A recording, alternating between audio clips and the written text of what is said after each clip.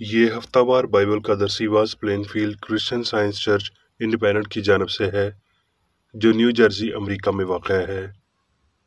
مزید معلومات کے لیے آپ ہماری ویب سائٹ ملاحظہ کریں www.plainfieldcs.com۔ یہ سبق 24 جولائی 2022 بروز اتوار ہفتہ کے اختتام پر آپ کے مطالعہ کی غرض سے تیار کیا گیا ہے۔ مضمون: حق۔ سنہری متن: یوحنا۔ وہ وقت آتا ہے بلکہ اب ہی ہے کہ سچے پرستار باپ کی پرستش روح اور سچائی سے کریں گے، کیونکہ باپ اپنے لیے ایسے ہی پرستار ڈھونڈتا ہے۔ جوابی مطالعہ۔ کرنتھیوں: تم اپنے آپ کو آزماؤ کہ ایمان پر ہو یا نہیں، اپنے آپ کو جانچو، کیونکہ ہم حق کے برخلاف کچھ نہیں کر سکتے مگر صرف حق کے لیے کر سکتے ہیں۔ پس جب ہم پر ایسا رحم ہوا کہ ہمیں یہ خدمت ملی تو ہم ہمت نہیں ہارتے، بلکہ ہم نے شرم کی پوشیدہ باتوں کو ترک کر دیا اور مکاری کی چال نہیں چلتے، نہ خدا کے کلام میں آمیزش کرتے ہیں، بلکہ حق ظاہر کر کے خدا کے روبرو ہر ایک آدمی کے دل میں اپنی نیکی بٹھاتے ہیں، اس لیے کہ خدا ہی ہے جس نے فرمایا کہ تاریکی میں سے نور چمکے، اور وہی ہمارے دلوں میں چمکا تاکہ خدا کے جلال کی پہچان کا نور یسوع مسیح کے چہرے سے جلوہ گر ہو۔ درسی واز بائبل میں سے زبور: مجھے اپنی سچائی پر چلا اور تعلیم دے، کیونکہ تو میرا نجات دینے والا خدا ہے، میں دن بھر تیرا ہی منتظر رہتا ہوں۔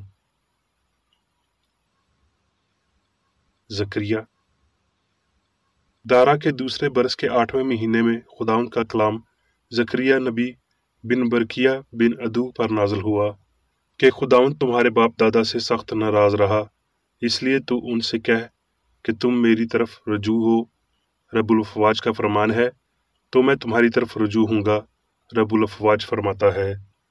تم اپنے باپ دادا کی مانند بنو، جن سے اگلے نبیوں نے با آواز بلند کہا، رب الافواج یوں فرماتا ہے کہ تم اپنی بری روش اور بد عملی سے باز آؤ، پر انہوں نے نہ سنا اور مجھے نہ مانا، خداوند فرماتا ہے۔ تمہارے باپ دادا کہاں ہیں؟ کیا انبیاء ہمیشہ زندہ رہتے ہیں؟ لیکن میرا کلام اور میرے آئین جو میں نے اپنے خدمت گزار نبیوں کو فرمائے تھے، کیا وہ تمہارے باپ دادا پر پورے نہیں ہوئے؟ چنانچہ انہوں نے رجوع لا کر کہا، رب الافواج نے اپنے ارادہ کے مطابق ہماری عداوت اور ہمارے اعمال کا بدلہ دیا ہے۔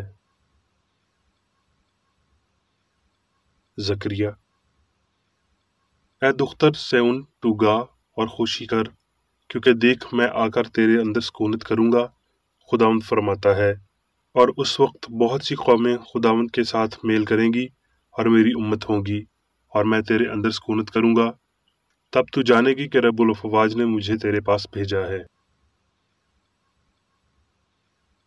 زکریا: نہ تو زور سے اور نہ توانائی سے، بلکہ میری روح سے، رب الافواج فرماتا ہے۔ زکریا: پھر خداوند کا کلام زکریا پر نازل ہوا کہ رب الافواج نے یوں فرمایا تھا کہ راستی سے عدالت کرو اور ہر شخص اپنے بھائی پر کرم اور رحم کیا کرے، اور بیوہ اور یتیم اور مسافر اور مسکین پر ظلم نہ کرو، اور تم میں سے کوئی اپنے بھائی کے خلاف برا منصوبہ نہ باندھے۔ لیکن وہ شنوا نہ ہوئے، بلکہ انہوں نے گردن کشی کی اور اپنے کانوں کو بند کیا تاکہ نہ سنیں، اور انہوں نے اپنے دلوں کو الماس کی مانند سخت کیا، اسی لیے میں سب قوموں میں جن سے وہ ناواقف ہیں پراگندہ کروں گا۔ یوں ان کے بعد ملک ویران ہوا، یہاں تک کسی نے اس میں آمد و رفت نہ کی، کیونکہ انہوں نے اس دلکش ملک کو ویران کر دیا۔ زکریا: خداوند یوں فرماتا ہے کہ میں سیون میں واپس آیا ہوں، اور میں یروشلم میں سکونت کروں گا، اور یروشلم کا نام شہر صدق ہوگا، اور رب الافواج کا پہاڑ کوہ مقدس کہلائے گا۔ رب الافواج یوں فرماتا ہے کہ دیکھ میں اپنے لوگوں کو مشرقی اور مغربی ممالک سے چھڑا لوں گا، اور میں ان کو واپس لاؤں گا، اور وہ یروشلم میں سکونت کریں گے، اور وہ میرے لوگ ہوں گے، اور میں راستی اور صداقت سے ان کا خدا ہوں گا۔ तुम इन बातों पर अमल करो।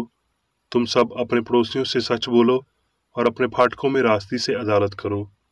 और तुम में से कोई अपने भाई के खिलाफ दिल में बुरा मंसूबा न बांधे और झूठी कसम को अजीज न रखे, क्योंकि मैं इन सब बातों से नफरत रखता हूँ, खुदावंद फरमाता है। इसलिए तुम सच्चाई और सलामती को अजीज रखो।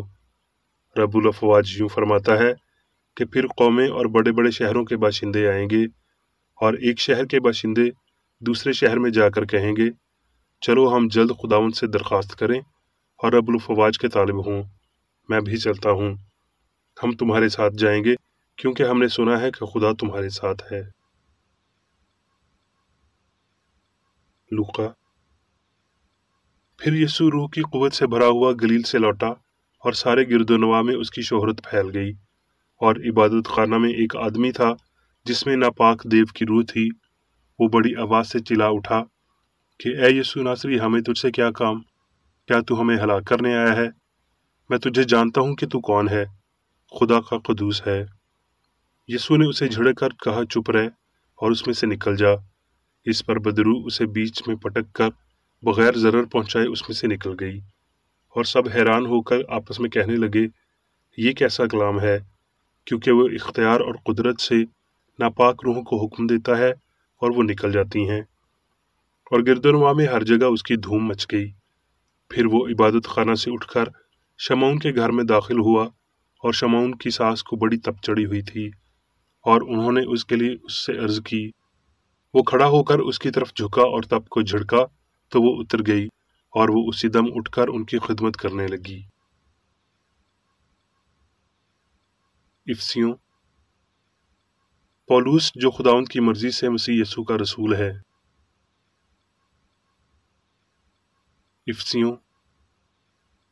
बस मैं जो खुदावंद में कैदी हूँ, तुमसे इल्तमास करता हूँ कि जिस बुलावे से तुम बुलाए गए थे उसके लायक चाल चलो, जब तक हम सब के सब खुदा के बेटे के ईमान और उसकी पहचान में एक ना हो जाएं और कामिल इंसान ना बने, यानी मसीह के पूरे कद के अंदाजा तक ना पहुंच जाएं, ताकि हम आगे खूब बच्चे न रहें और आदमियों की बाजीगरी और मक्कारी के सबब उनके गुमराह करने वाले मंसूबों की तरफ हर एक तालीम के झोंके से मौजों की तरह उछलते बहते न फिरें, बल्कि मोहब्बत के साथ सच्चाई पर कायम रहकर और उसके साथ जो सर है यानी मसीह के साथ पवित्रता होकर हर तरह से बढ़ते जाएं और अपनी अक्ल की रूहानी हालत में नए बनते जाओ और नई इंसानियत को पहनो, जो खुदा के मुताबिक सच्चाई की रास्तबाजी और पाकीज़गी में पैदा की गई है।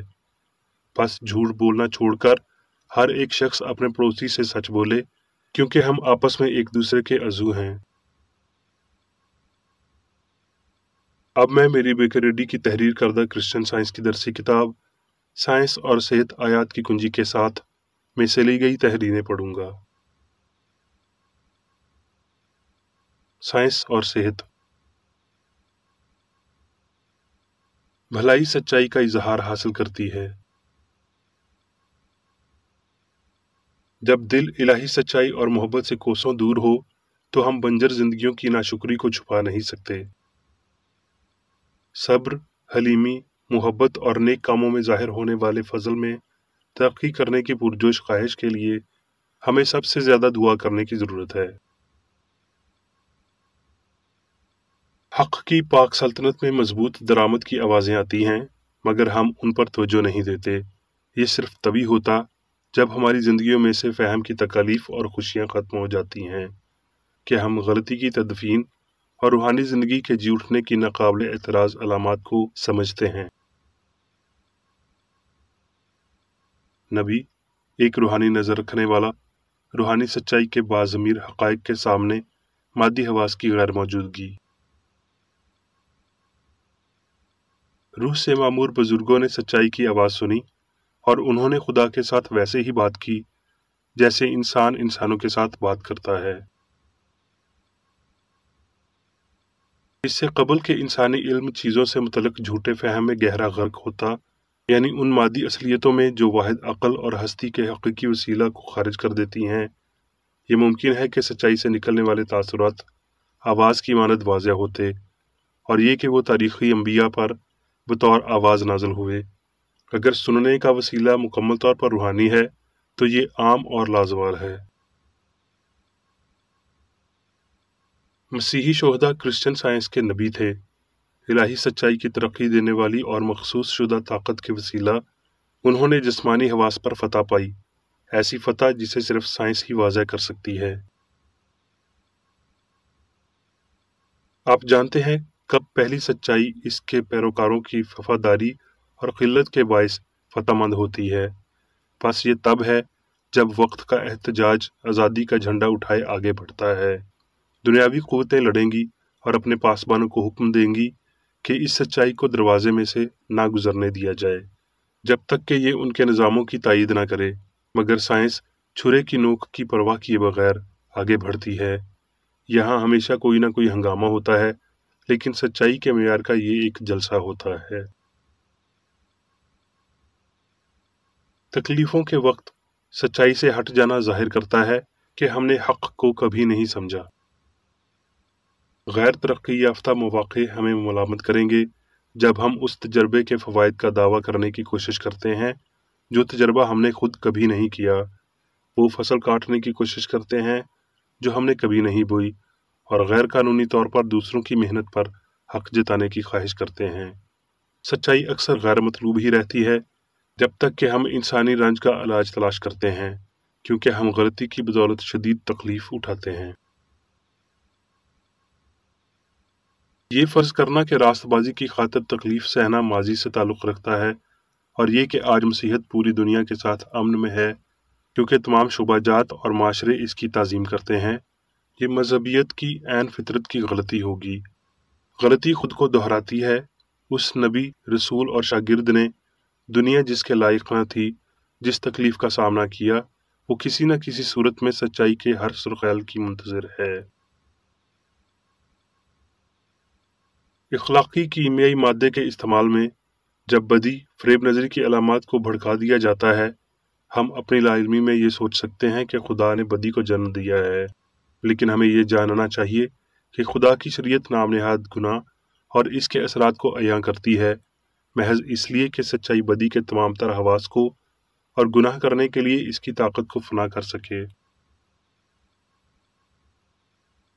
سچائی کے انفرادی نمونے کے طور پر یسوع مسیح ربونی غلطی اور تمام گناہ، بیماری اور موت کو رد کرنے آیا تاکہ سچائی اور زندگی کی راہ ہموار کرے۔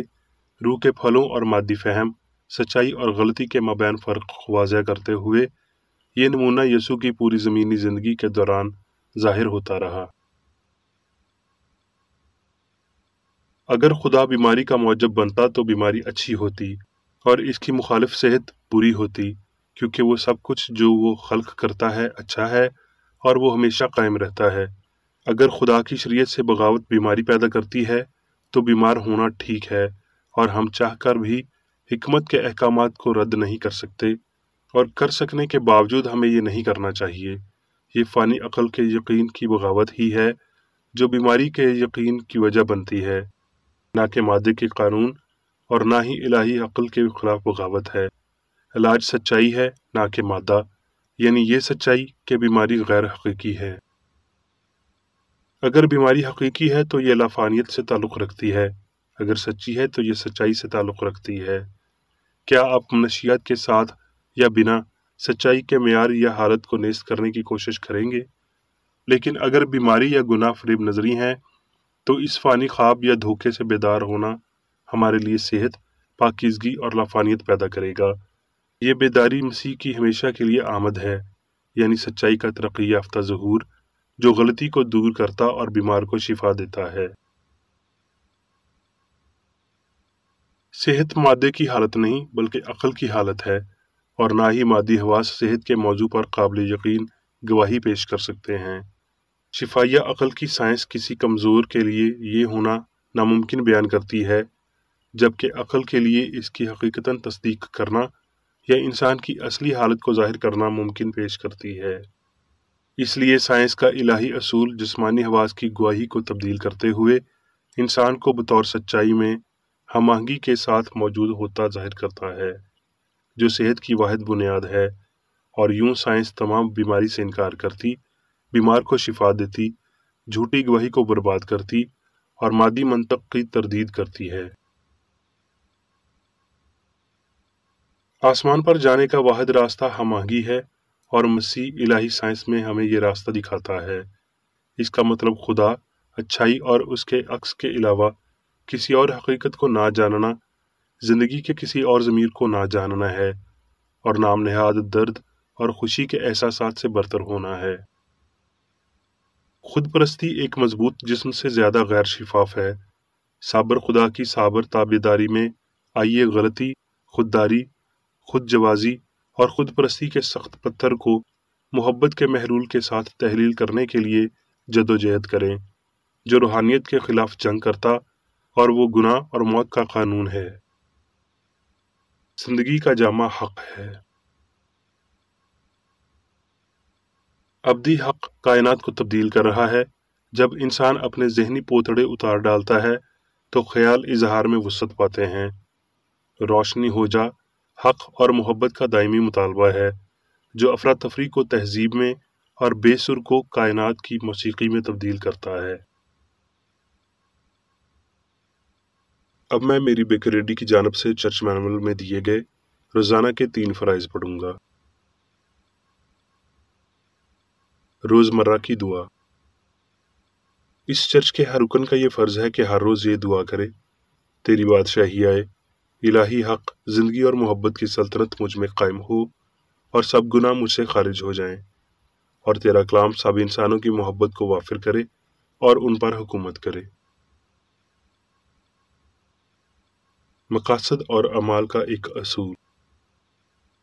نہ کوئی مخالفت، نہ ہی کوئی محض ذاتی وابستگی۔ مادری چرچ کے کسی رکن کے مقاصد یا اعمال پر اثر انداز ہونے چاہیے۔